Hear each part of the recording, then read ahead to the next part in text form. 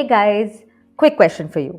How many times have you started drafting your interview questions or survey questions and thinking, are these actually good or worse? You run your research and only after you collect all your answers, you realize, were these questions confusing for the participants? These answers don't seem very right, or they don't seem exactly what your questions were asking them.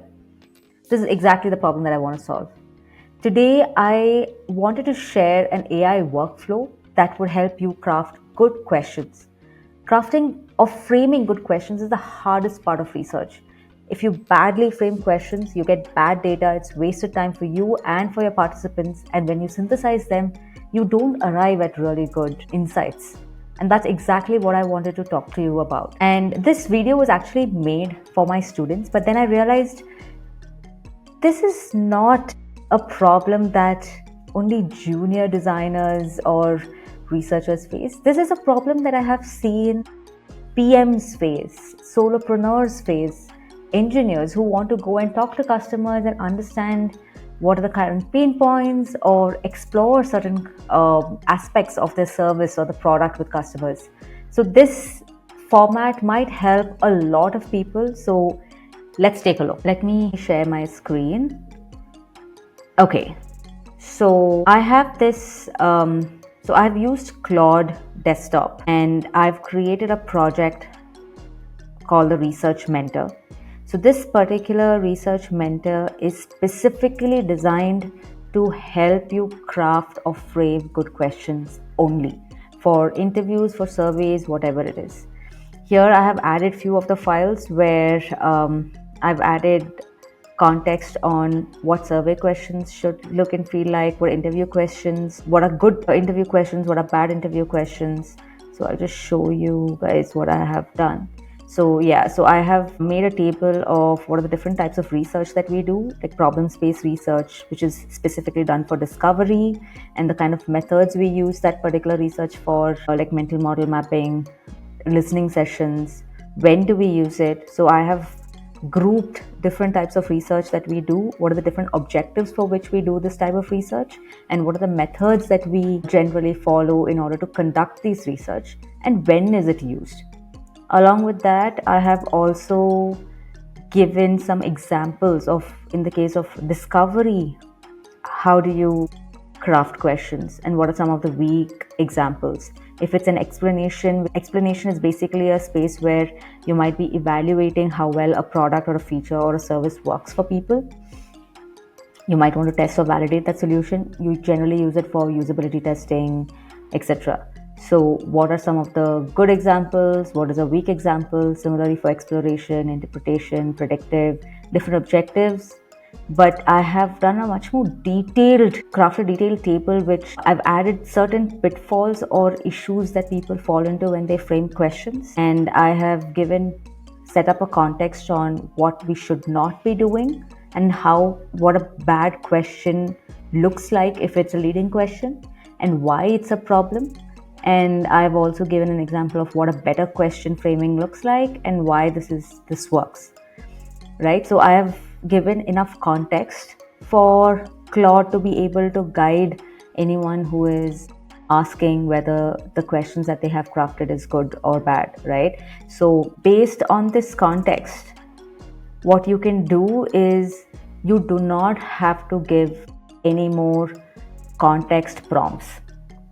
You can just get in and ask Claude whether the questions that you have framed for a specific purpose, does it make sense, or is there any issues that the AI is able to detect where the question has been framed as a leading question or it has been framed as a double barrel question, etc. So let's take an example. So I have crafted some interview questions. So let's take an example. Building a meal prep app. There's some questions that I have just quickly made by asking ChatGPT. Okay, so how often do you cook? Do you have any dietary restrictions? Have you tried a meal kit service before? How often do you shop for ingredients? Which utensils do you typically use? What are your typical meal preparation process? These questions seem pretty all right? And I've seen a lot of people drafting these kind of questions. For example, would you use an app that helps you prepare meals? How many hours should people spend on meal prep? These questions seem pretty okay. So let's put this set of questions and check. So you can say that, can you evaluate these questions?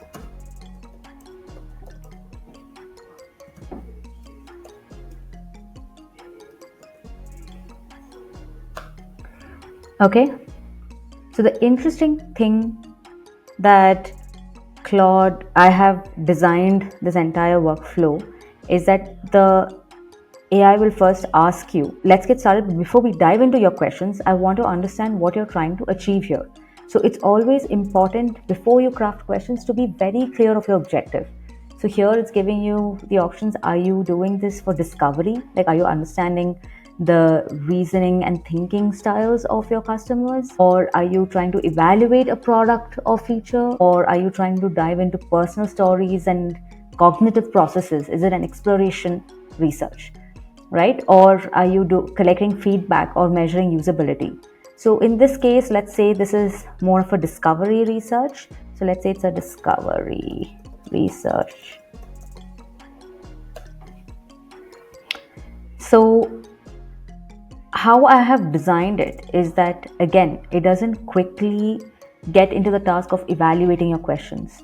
It will ask you that it's not just about the objective, you also have to know what method you're using, because for different methods, your approaches will be different. Sometimes you might be doing an ethnographic research, sometimes it could be a diary study, and the other kind of discovery researches that I have documented is listening sessions, mental model mapping. It could be any of these, right? So Claude is giving you a heads up that some common methods include listening sessions, usability testing, surveys. It's just giving you a list of options. Let's say that I'm going to do a usability testing just to see what it does.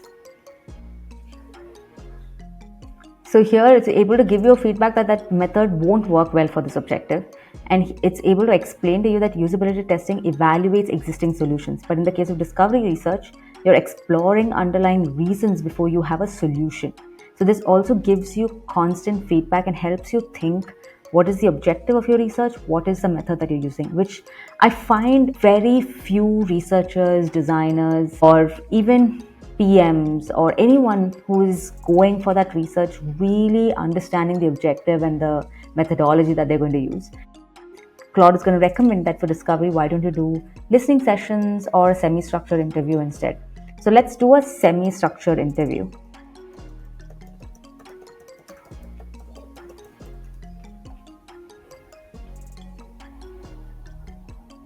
So now this is the best part of it. So I have said that, hey, I want to do a semi-structured interview, and it's saying, hey, brilliant, let's review your questions for discovery using semi-structured interview methodology, right?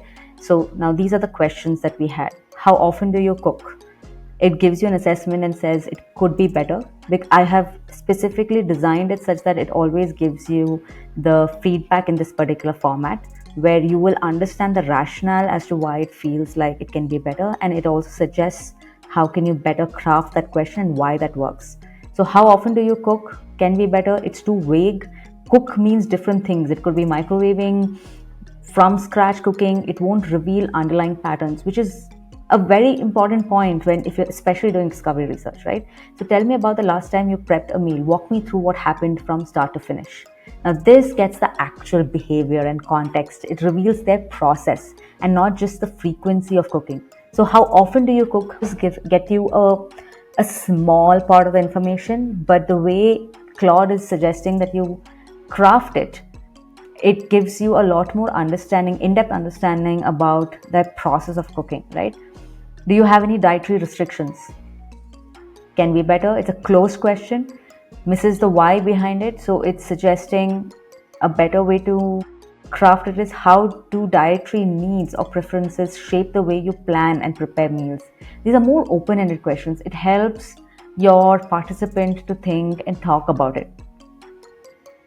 Have you tried a meal kit service before? It's a bad way of framing questions. A lot of people think that this is a good way to frame questions. It's a yes or no answer. It's generally not used in discovery research methods, right? So it's helping you craft a better way to ask this question and also tells you why this specific way works. So this is not just cleaning up the questions for you. A lot of the times, what happens with us today is that we trust the AI so much that we think that, oh, if the AI has framed the questions, it must be right, and we don't evaluate it. So, this is a method for us to work with the AI to craft better questions and really understand why we're asking these questions. So, this conversation, this format really helps. So, in order to get this kind of a format and this kind of a conversation, what I have also done is I've added a specific set of instructions, and the instructions is crafted to help the AI stick to the core activity of just helping you frame questions for surveys, interviews, for different research methods. It will not deviate to any other task. I have provided a scope limitations, and I have also specifically said that it does not do any kind of secondary research or desk research for the researcher. And I've also added how it should behave when they're framing new questions. I've also added certain examples and questions, personality approaches. I've also further detailed out how to essentially format it. So, this is a conversation flow. It'll always ask you for the objective, then it'll try to figure out what is the actual reason that you're conducting this interview. It will always identify the method. It will always ask you what is the method that you're going to be using, and then craft the questions according to the method and objective.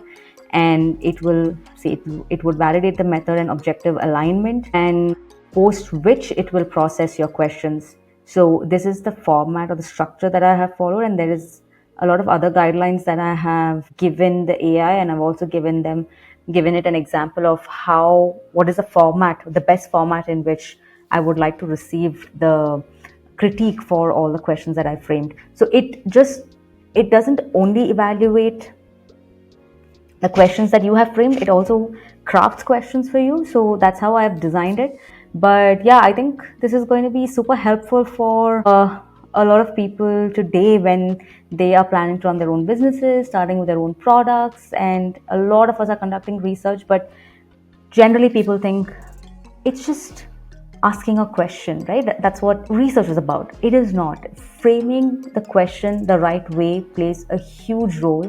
So use this workflow and let me know how was it helpful, was it easy for you. If you want access to the instructions that I have provided here and some of the files that I've provided, comment research and I will send them to you. But otherwise, if you found this helpful, do subscribe. It would really help me feedback that these kind of workflows help, and I'll look for other use cases that might be helpful for research, design, and strategy. Thank you.